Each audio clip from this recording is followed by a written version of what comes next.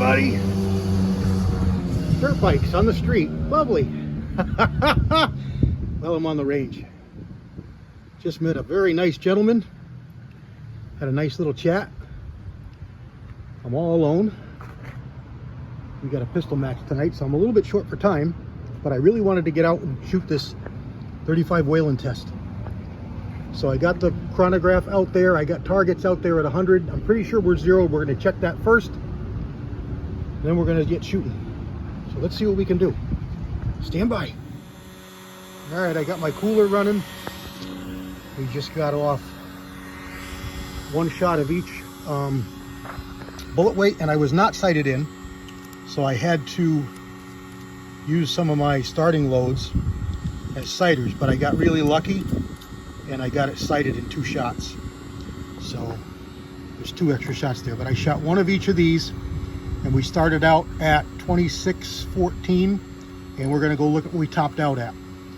Started to get flattened primers about halfway up, but no hard bolt lift, no excessive swelling of the case, no other signs of anything.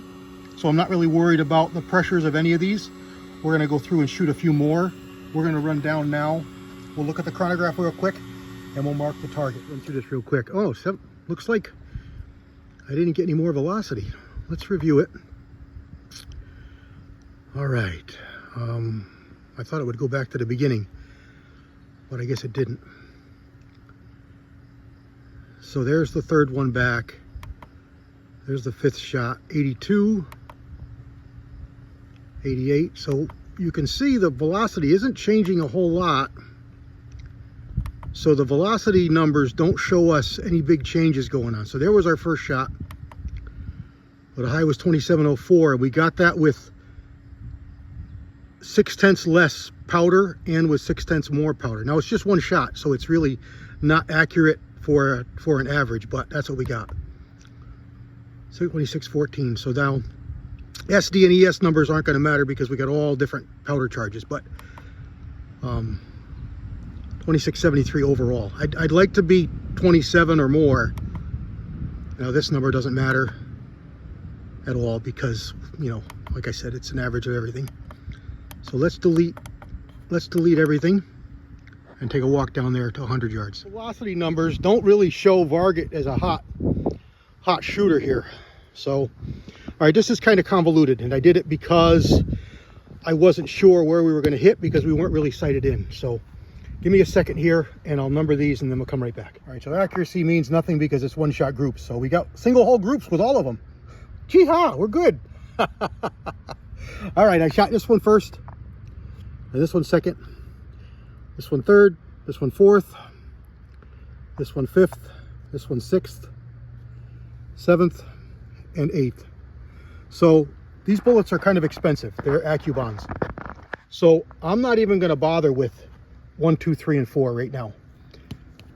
We're just gonna leave them in the box. We're gonna go 5, 6, 7, 8, and to possibly save some more, let's start with the max because we know it's safe.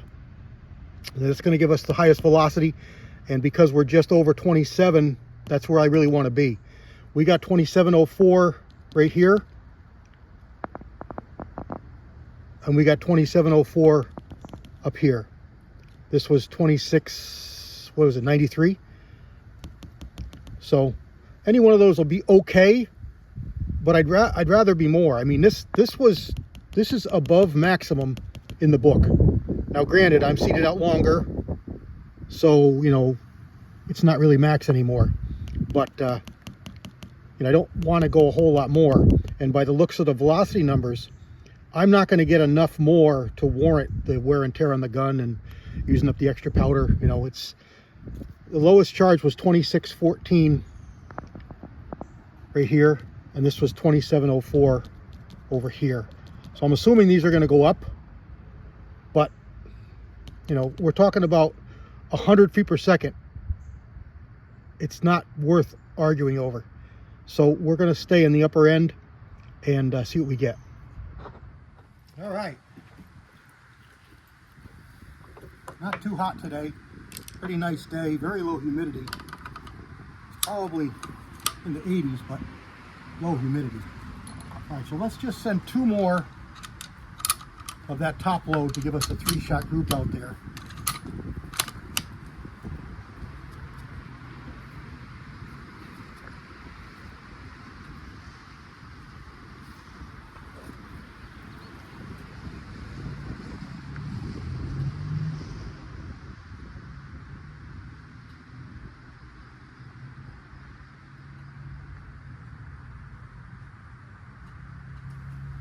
All right, that was the top target, the top holes. Now this is really loud with this compensator on here, so it's probably gonna make funny things noises for you. So you may not be able to hear me talking after I take a shot, so I'll try and remember that and wait a second to talk to you.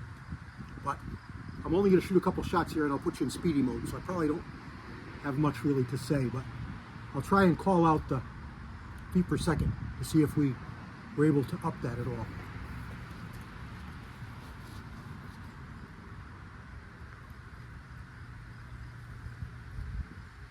There we go.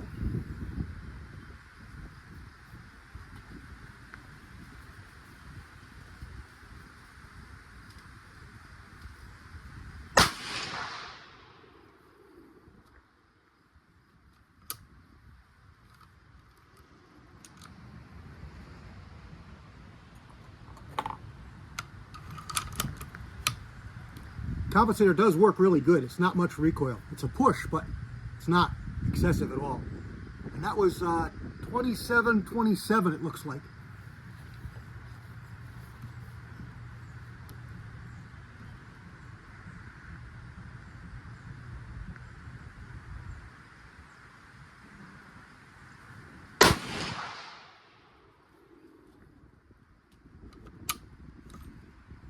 Not too good. Not too good of a group.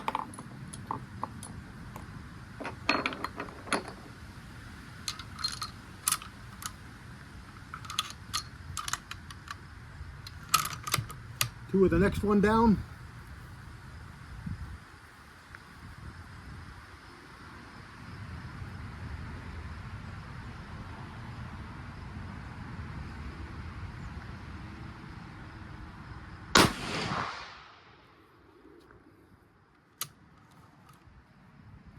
Uh-oh. Look at there. We had a case head separation.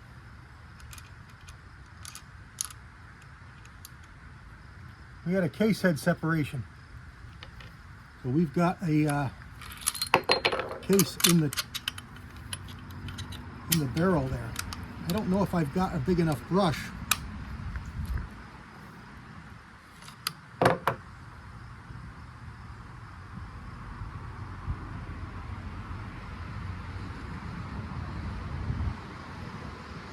Interesting. So, let me put you in speedy mode and see if I've got a brush. I'll come back.